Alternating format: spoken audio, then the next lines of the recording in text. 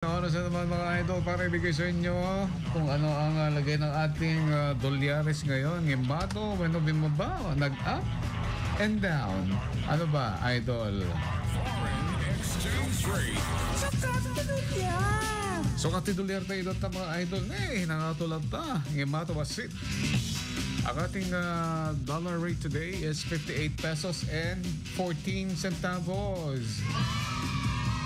Adun sa dolyar mo si ka Christopher Agustin ka pasuplan dito dolyares mo. United Kingdom pound 78 pesos and 21 centavos, and Switzerland franc 73 pesos and 13 centavos. Canadian dollar 41 pesos and 17 centavos. Singaporean dollar 45 pesos and 11 centavos.